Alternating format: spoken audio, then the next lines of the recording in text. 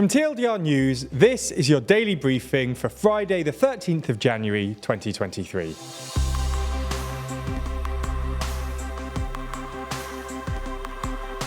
Good afternoon. In today's Spotlight story, we run through the fighting in Ukraine.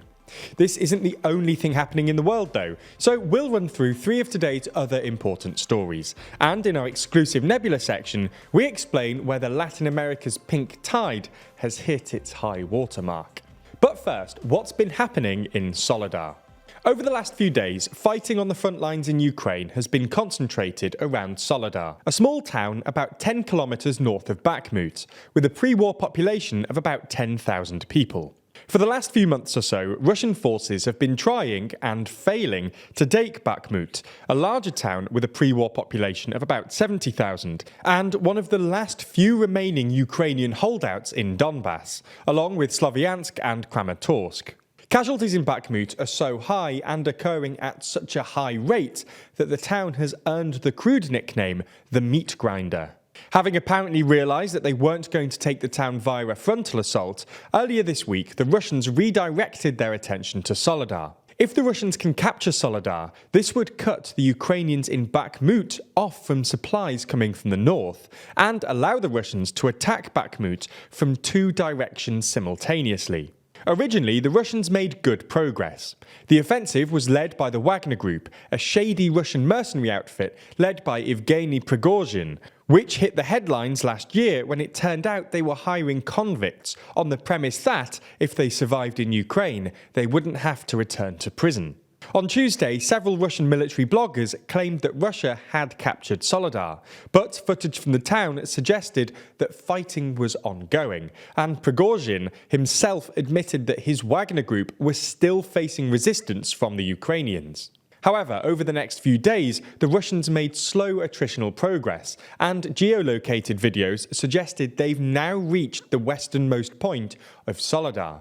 While the Russian Ministry of Defense are yet to confirm the capture of Soledar, Kremlin spokesperson Dmitry Peskov congratulated Russian forces for successful offensive operations in the settlement, and Prigozhin posted an audio message on Telegram claiming that Wagner Group troops had captured the town. Now, it's important not to overstate the strategic value of the town. It's a tiny settlement, and while it might put more pressure on Ukrainian forces in Bakhmut, at the current rate of advance, Russian forces are unlikely to take the remaining towns in Donbass anytime soon. Nonetheless, this will make things harder for Ukrainian troops in Bakhmut, and Ukrainian High Command will now have to decide whether to hold out or retreat to the larger and better fortified towns of Sloviansk and Kramatorsk.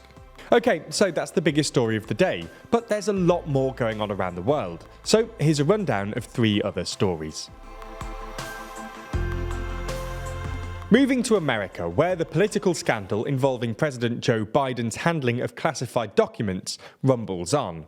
Yesterday, it was revealed that a second set of classified documents from Biden's time as vice president has been discovered in the garage of his private home in Delaware. That seemed to force US Attorney General Merrick Garland's hand, with him announcing that, under the special counsel regulation, it is in the public interest to appoint a special counsel, i.e. independent lawyer, to investigate the matter. That special counsel being Robert Hur, an American attorney who previously served as the US Attorney for the District of Maryland. The move all but replicates the action taken by Garland over Trump's Mar-a-Lago documents debacle, where Garland also appointed a special counsel in the form of Jack Smith, a former chief prosecutor at The Hague. There's more on the way, but be sure to subscribe and ring the bell to make the daily briefing part of your daily routine, or just search for us on your podcast app to listen along. The United Arab Emirates has appointed the head of its state-owned oil company as president of the COP28 Climate Summit, which is being hosted in Dubai at the end of the year. The appointment of Sultan Ahmed Al Jaber has drawn fire from environmental campaigners who say it is a conflict of interest. Global Witness's campaign leader said, "You wouldn't invite arms dealers to lead peace talks, so why let oil executives lead climate talks?"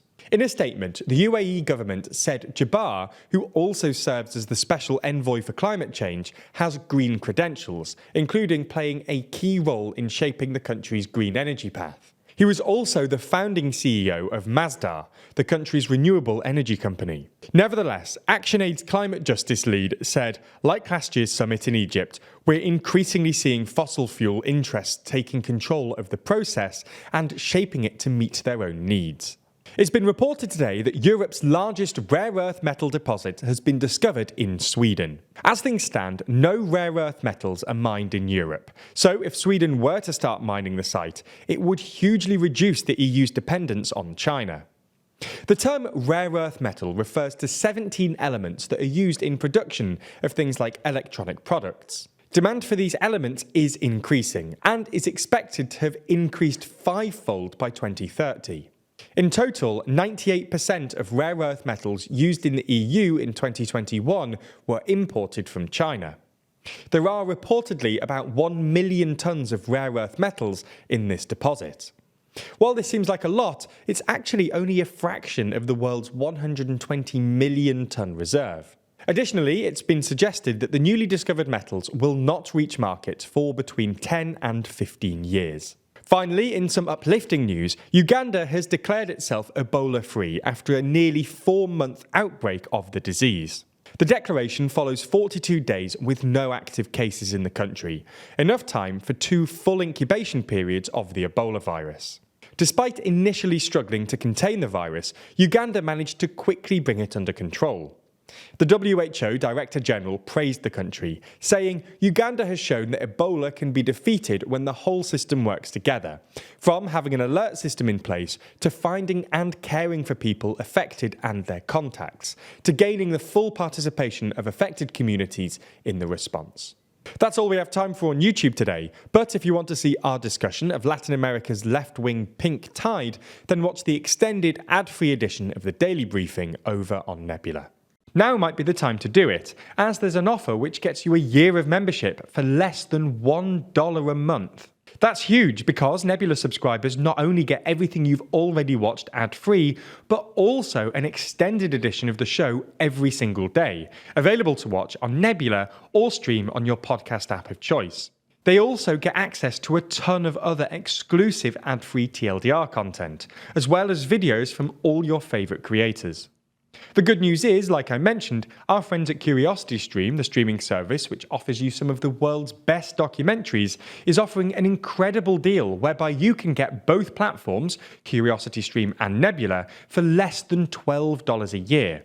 That's all the documentaries you could want on CuriosityStream, and then more TLDR content on Nebula, including the extended briefing, other full exclusive TLDR videos, and it's always ad-free. Click the link below to get both services for less than $1 a month, a deal which doesn't last long, and support the channel.